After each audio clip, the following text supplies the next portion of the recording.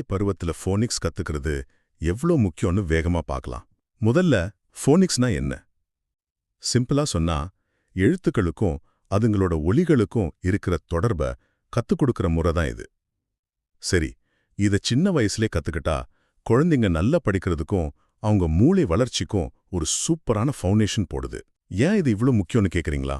முதலாவதா இதுக்கு பின்னாடி இருக்கிற அறிவியல் என்னன்னு பாருங்க. ஃபோனிக்ஸ் கத்துக்கும்போது மூளையோட இடது பக்கத்துல மொழிய புரிஞ்சுக்கிறதுக்கும் ஒலிகளை எழுத்தா மாத்துறதுக்கும் டீகோடிங் இருக்கிற பகுதிகள் நல்லா ஆக்டிவேட் ஆகுதுன்னு பிரெயின் ஸ்கேன் சொல்றாங்க.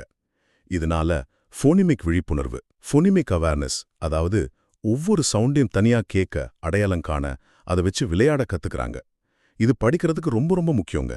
ரெண்டாவதா, நடைமுறையில என்ன லாபம்? ஃபோனிக்ஸ் தெரிஞ்சா குழந்தைங்க வேகமா படிக்கிறாங்க, ஃப்ளூவன்சி, தப்பில்லாம எழுதுறாங்க, ஸ்பெல்லிங், நிறைய புது வார்த்தைங்க கத்துக்கிறாங்க, வொகாபுலரி, படிச்சதை நல்லாவும் புரிஞ்சுக்கிறாங்க, காம்ப்ரிஹென்ஷன். இப்போ உதாரணத்துக்கு க அப்புறம் அ அப்புறம் ட இந்த 3 ஒலியும் சேர்த்தா கேட் அப்படின்னு குழந்தைங்க ஈஸியா படிச்சுடுவாங்க.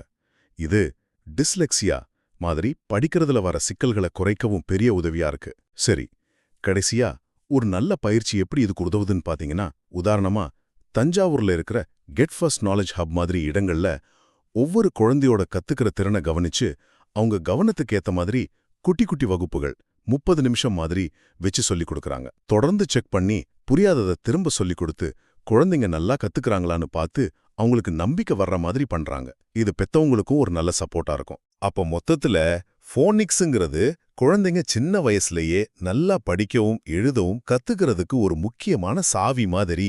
ஃபோனிக்ஸ் பயிற்சி பத்தின இன்னும் நிறைய விவரங்களுக்கு கெட் ஃபர்ஸ்ட் நாலேஜ் ஹப் தஞ்சாவூரை தொடர்பு கொள்ளுங்க.